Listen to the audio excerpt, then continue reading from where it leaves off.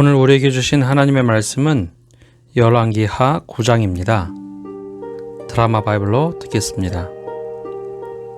선지자 엘리사가 선지자의 제자 중 하나를 불러 이르되, 너는 허리를 동이고 이 기름병을 손에 가지고 길르앗 라못으로 가라. 거기에 이르거든 님시의 손자 여호사밧의 아들 예후를 찾아 들어가서 그의 형제 중에서 일어나게 하고 그를 데리고 골방으로 들어가 기름병을 가지고 그의 머리에 부으며 이르기를, 여호와의 말씀이 내가 네게 기름을 부어 이스라엘 왕으로 삼노라 하셨느니라 하고 곧 문을 열고 도망하되 지체하지 말지니라. 그 청년 곧 선지자의 청년이 길르앗 라못으로 가니라. 그가 이르러 보니 군대 장관들이 앉아 있는지라. 소년이 이르되, 장관이여, 내가 당신에게 할 말이 있나이다. 예후가 이르되, 우리 모든 사람 중에 누구에게 하려느냐? 장관이여, 당신에게니이다. 예후가 일어나 집으로 들어가니 청년이 그의 머리에 기름을 부으며 그에게 이르되, 이스라엘 하나님 여호와의 말씀이 내가 네게 기름을 부어 여호와의 백성 곧 이스라엘의 왕으로 삼느니 너는 내 주 아합의 집을 치라. 내가 나의 종 곧 선지자들의 피와 여호와의 종들의 피를 이세벨에게 갚아주리라. 아합의 온 집이 멸망하리니 이스라엘 중에 매인자나 노인자나 아합에게 속한 모든 남자는 내가 다 멸절하되 아합의 집을 느바세 아들 여로보암의 집과 같게 하며 또 아히야의 아들 바사의 집과 같게 할지라. 이스라엘 지방에서 개들이 이세벨을 먹으리니 그를 장사할 사람이 없으리라 하셨느니라. 하고 곧 문을 열고 도망하니라. 예후가 나와서 그의 주인의 신복들에게 이르니 한 사람이 그에게 묻되, 평안하냐? 그 미친 자가 무슨 까닭으로 그대에게 왔더냐? 그대들이 그 사람과 그가 말한 것을 알리라. 당치 아니한 말이라. 청하건대 그대는 우리에게 이르라. 그가 이리이리 내게 말하여 이르기를, 여호와의 말씀이 내가 네게 기름을 부어 이스라엘 왕으로 삼는다 하셨다 하더라. 무리가 각각 자기의 옷을 급히 가져다가 섬돌 위 곧 예후의 밑에 깔고 나팔을 불며 이르되, 예후는 왕이라. 이에 님시의 손자 여호사밧의 아들 예후가 요람을 배반하였으니 곧 요람이 온 이스라엘과 더불어 아람의 왕 하사엘과 맞서서 길르앗 라못을 지키다가 아람의 왕 하사엘과 더불어 싸울 때 아람 사람에게 부상한 것을 치료하려 하여 이스라엘로 돌아왔던 때라. 예후가 이르되, 너희 뜻에 합당하거든 한 사람이라도 이 성에서 도망하여 이스라엘에 알리러 가지 못하게 하라. 예후가 병거를 타고 이스라엘로 가니 요람 왕이 거기에 누워 있었습니다. 유다의 왕 아하시아는 요람을 보러 내려왔더라. 이스라엘 망대에 파수꾼 하나가 서 있더니 예후의 무리가 오는 것을 보고 이르되, 내가 한 무리를 보나이다. 요람이 이르되, 한 사람을 말에 태워 보내어 맞이하여 평안하냐 묻게 하라. 한 사람이 말을 타고 가서 만나 이르되, 왕의 말씀이 평안하냐 하시도이다. 예후가 이르되, 평안이 내게 상관이 있느냐? 내 뒤로 물러나라. 파수꾼이 전하여 이르되, 사자가 그들에게 갔으나 돌아오지 아니하나이다. 다시 한 사람을 말에 태워 보내었더니 그들에게 가서 이르되, 왕의 말씀이 평안하냐 하시도이다. 예후가 이르되, 평안이 내게 상관이 있느냐? 내 뒤를 따르라 하더라. 파수꾼이 또 전하여 이르되, 그도 그들에게까지 갔으나 돌아오지 아니하고 그 병거 모는 것이 님시의 손자 예후가 모는 것 같이 미치게 모나이다. 요람이 이르되, 메우라. 그의 병거를 메운지라. 이스라엘 왕 요람과 유다 왕 아하시아가 각각 그의 병거를 타고 가서 예후를 맞을세 이스라엘 사람 나봇의 토지에서 만남에 요람이 예후를 보고 이르되, 예후야, 평안하냐? 내 어머니 이세벨의 음행과 술수가 이렇게 많으니 어찌 평안이 있으랴?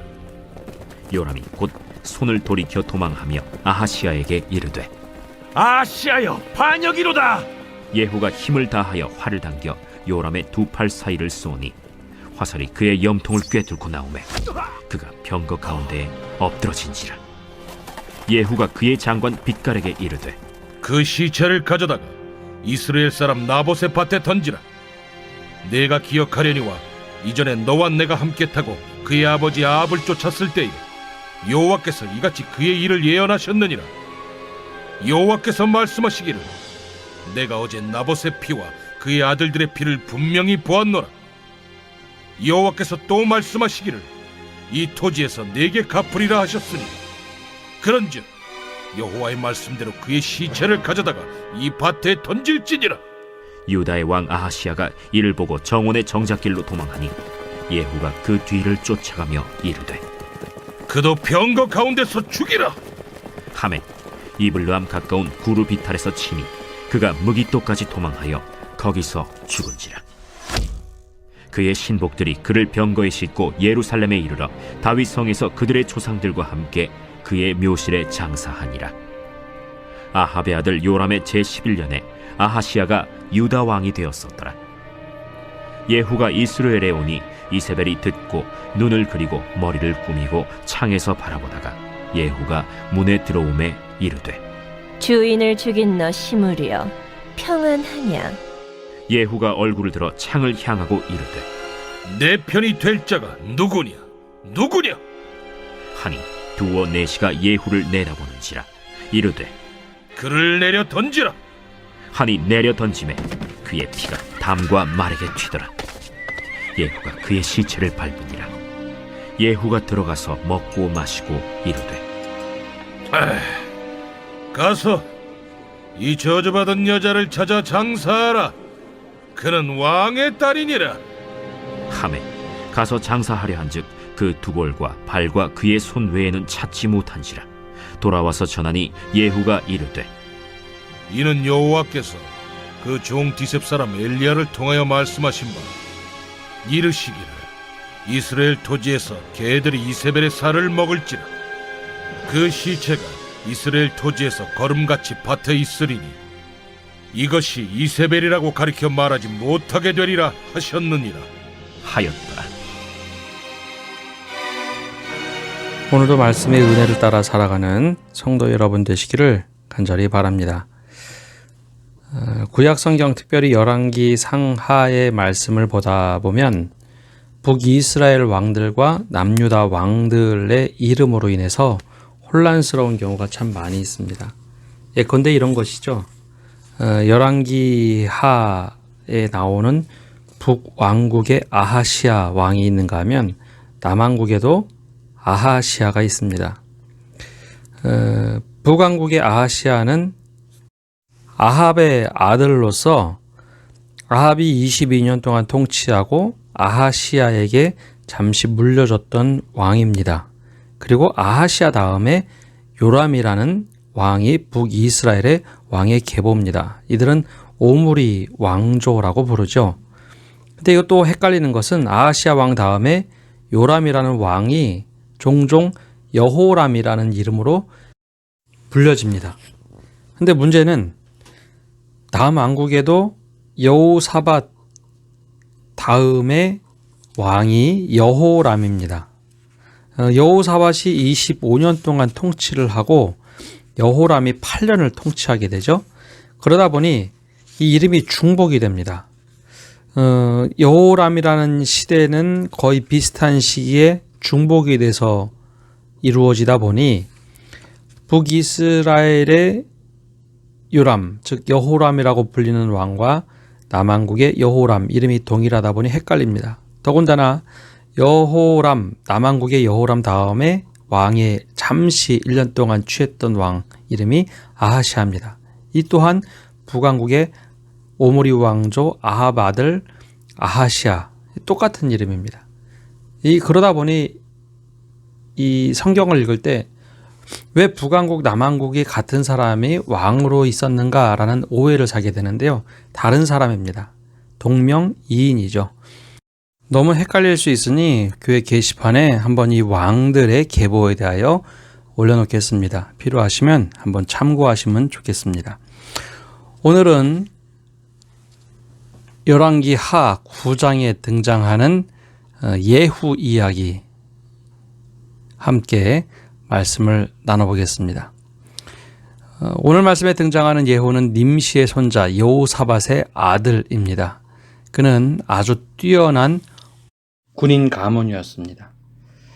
하나님께서는 오므리 왕조의 그 죄악상, 이것을 그냥 묵과하지 않으셨습니다. 그들이 얼마나 잔혹한 일을 많이 하고 하나님의 선지자들을 죽이려 하고 엘리야를 위협하고 엘리사를 위협하고 끊임없이 분란을 저질렀던 그 왕가.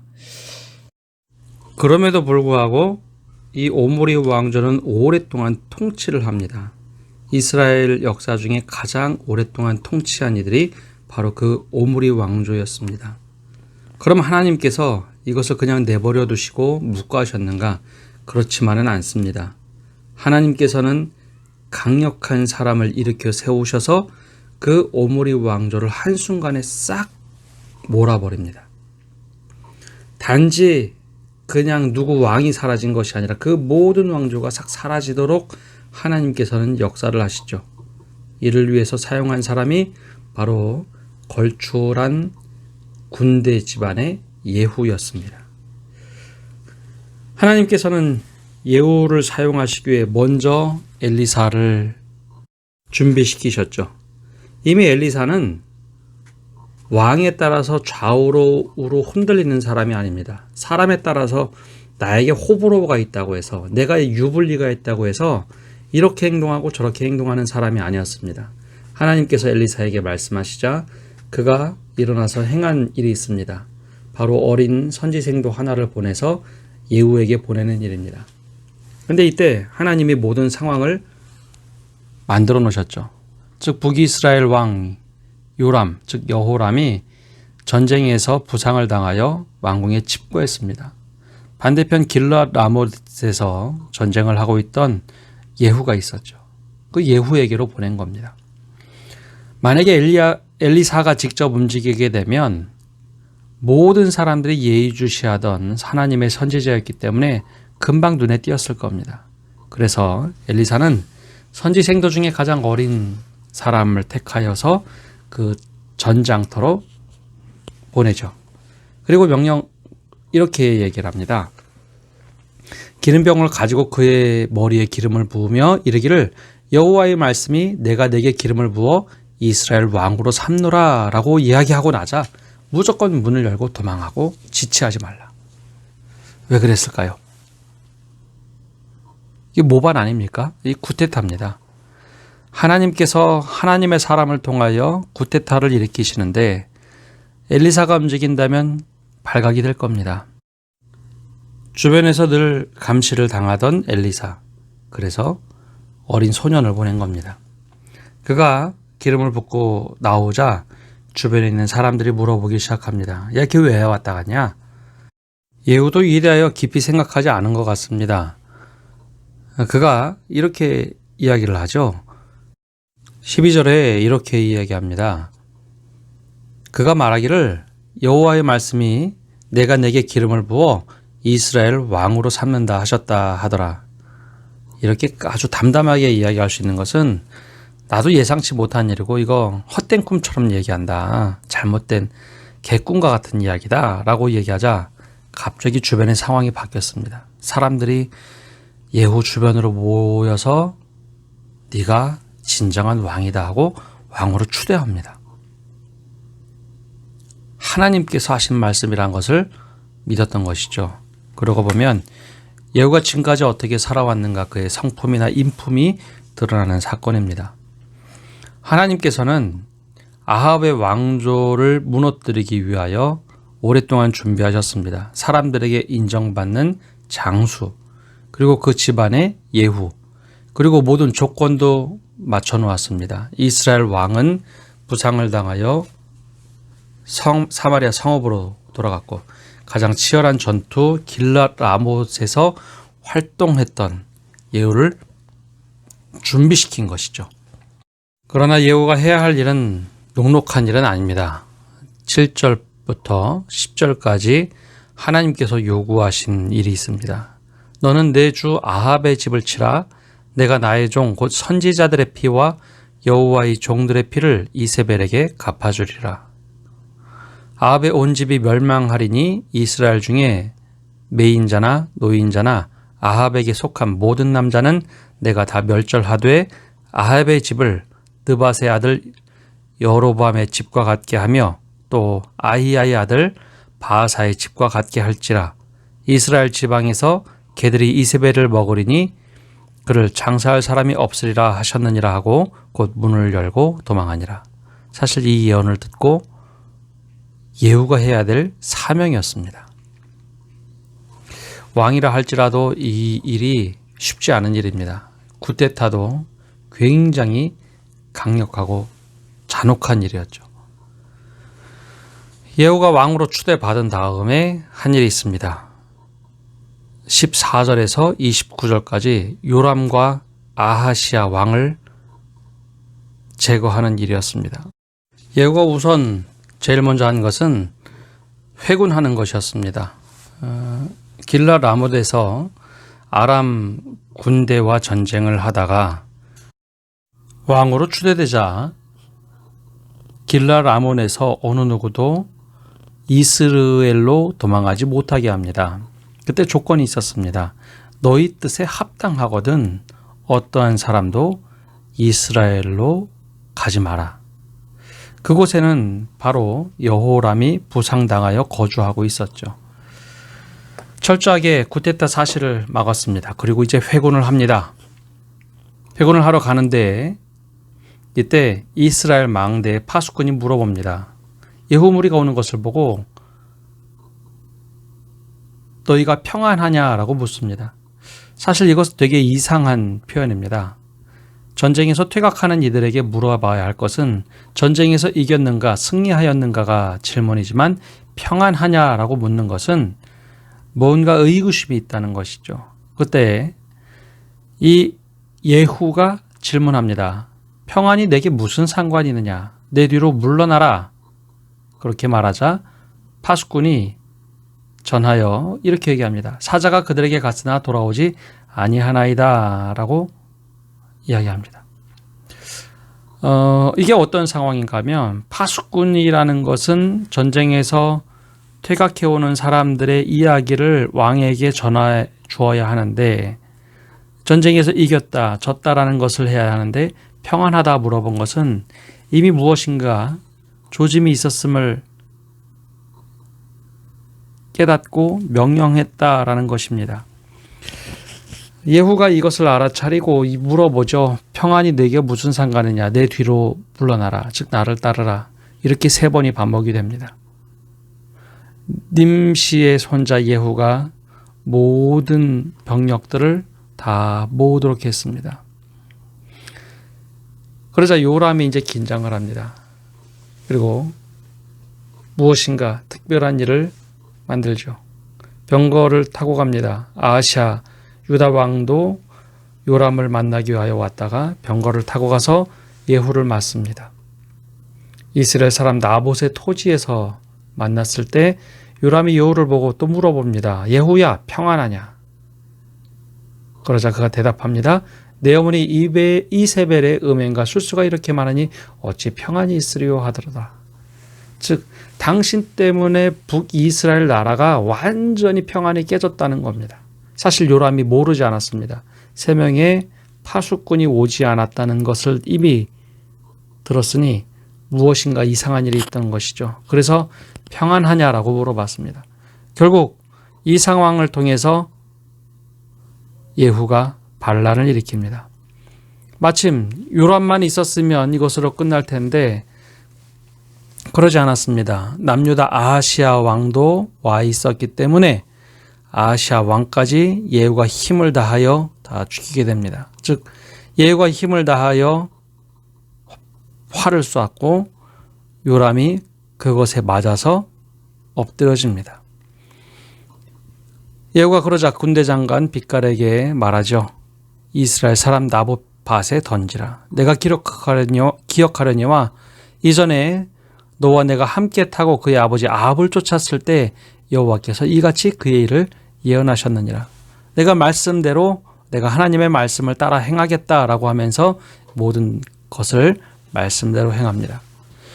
유다 왕 아하시아가 이를 보고 깜짝 놀라서 도망갑니다. 그러나 예후가 무기토까지 쫓아가서 그를 죽입니다. 그의 신복들이 그를 병거에 싣고 예루살렘으로 돌아가게 되죠. 그리고 다윗의 조상의 묘실에 장사를 하게 됩니다. 그러면 이것으로 끝났을까요? 아니요. 예후가 이스라엘에 다시 돌아와서 이세벨까지 제거합니다. 근데 이 여정을 자세히 뜯어서 보면 예후가 이스라엘에 들어왔을 때 이세벨이 알아차립니다. 그럼 묻죠. 주인을 죽인 너 시므리야 평안하냐? 그러자 예후가 눈을 들어 무섭게 바라보는데 내 편이 될 자가 누구냐? 라고 이야기하며 주변을 바라보자 그 이세벨의 내시였던 사람이 예후를 바라보면서 예후 편이 되기를 원합니다.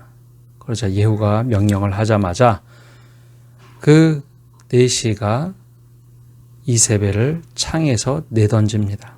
그리고 땅에 떨어져 죽게 되죠. 이 또한 하나님께서 말씀하신 그대로 다 이루어집니다. 예후는 하나님께서 들어 쓰신 사람이긴 하지만 아주 잔혹한 일을 마무리하는데 쓰임받았던 사람입니다. 오늘 말씀을 보면 하나님께서는 잘못했던 아합, 즉 오므리 일가를 가만히 내버려 두지 않았습니다. 그 당시에 만약에 우리가 살았더라면 아마 오므리 왕조의 죄악성 때문에 우리가 치를 떨었을 겁니다. 마음대로 자신들의 권력을 휘두르고 모든 것을 휘두르는 모습을 보며 야, 하나님께서 우리를 버리셨나 보다. 저런 악한 왕도 하나님이 가만히 내버려 두시는구나. 그렇게 볼 수 있겠지만 긴 안목에서 보면 항상 하나님은 악인을 그냥 내버려 두지 않았다라는 것입니다. 물론 어찌 보면 늘 악인들은 득세하는 것처럼 보입니다. 그리고 선한 사람들이 늘 압제당하는 것처럼 보여집니다. 그것이 또 현상적으로 나타납니다. 그렇기 때문에 성경에서는 늘 악인에 대한 경고를 합니다. 너희 끝이 날 것이다. 끝이 날 것이다. 그럼에도 불구하고 당장 눈에는 자신들이 잘하는 것처럼 보이고 권력을 잡고 힘을 잡고 모든 것을 다 할 수 있으니 그 권력욕에 취해서 하나님 없이 그렇게 살아가는 것이죠. 그래서 시편 1편에는 이 모든 상황을 보고 역설적으로 얘기합니다. 복 있는 사람은 악인들의 꾀를 따르지 아니하고 죄인들의 길에 서지 아니하며 오만한 자들의 자리에 앉지 아니하는 사람이다 라고 얘기합니다. 악인의 꾀를 따르면 돈이 생겨요. 죄인의 길에 서면 권력을 잡는 것 같아요. 오만한 자들의 자리에 앉아 있으면 사람들이 나를 다 주목하는 것 같아요. 그러나 복이 있는 사람은 마카리오의 마태복음 5장에 나온 산상수훈처럼 복 있는 사람들아 라고 얘기하는 하나님의 복을 받는 사람들은 그렇게 하지 아니하며 오히려 딱딱하고 재미없을 것 같은 여호와의 율법을 늘 즐거워하고 주야로 묵상하고 그렇게 살아갈 때 하나님께서 모든 것을 형통하게 하신다는 겁니다. 하나님의 때가 되면 오직 바람에 나는 겨와 같이 후루룩 사라진다는 것이죠. 근데 이것이 역사를 통해서 보여줍니다. 짧은 역사를 통해서 보면 악인이 득세하고 하나님을 모르는 사람이 잘 되는 것 같은데 긴 안목에서 보면 하나님은 늘 간과하거나 묵과하지 않으셨습니다. 그 악인들을 하나님의 방법으로 치리하셨다라는 것입니다. 우리가 이것을 잊지 않고 살아갈 때 하나님이 살아계심을 볼 수 있습니다. 바로 그 들어 쓰신 사람이 예후였습니다. 예후 역시 유불리를 따지지 않았습니다. 자신이 왕이 될 거라고 기대하지도 않았어요. 권력욕도 없었어요. 그러나 하나님께서 말씀하시고 하나님의 평안을 이루기 위하여 예후는 하나님께 붙들린 사람으로 쓰임받게 됩니다. 마치 사사시대처럼 그렇게 쓰임을 받습니다.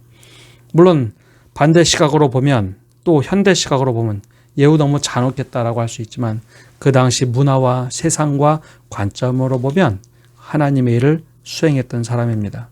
우리 아무리 힘들더라도 시편 1편처럼 복 있는 사람으로 악인의 꾀를 따르지 않고 죄인의 길에 서지 않고 오만한 자들의 자리에 앉지 않고 여호와의 율법을 늘 즐거워하며 묵상하는 성도. 그럴 때 하나님께서 우리의 삶을 형통의 길로 인도하실 것을 분명히 붙잡고 승리하며 살아가는 성도들 되시기를 바랍니다. 기도하겠습니다. 오늘도 주님 앞에 나와 기도합니다. 말씀을 듣고 말씀에 붙잡혀 사는 저희가 되게 하여 주옵소서. 오므리 왕조가 당시에 그렇게 오래 살았습니다. 모든 것이 끝났다고 생각을 했어요. 그러나 하나님께서 오랫동안 준비시키셔서 모든 상황을 열어주셔서 예후라는 한 사람을 통해서 오므리 왕가가 끝나게 하신 것을 봅니다. 하나님 믿음의 눈으로 우리가 볼 수 있는 안목을 주시고 또 결정하고 판단하고 행동할 수 있는 믿음 허락하여 주옵소서.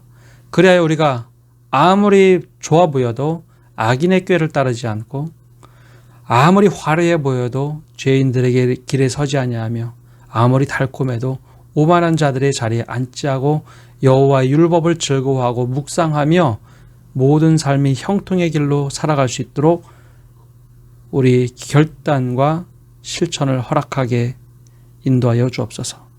오늘 한날도 주님께 붙들려 사는 한날이 되게 하여 주시고 하나님의 은혜로 살아가게 하여 주옵소서. 예수님의 이름으로 기도합니다. 아멘.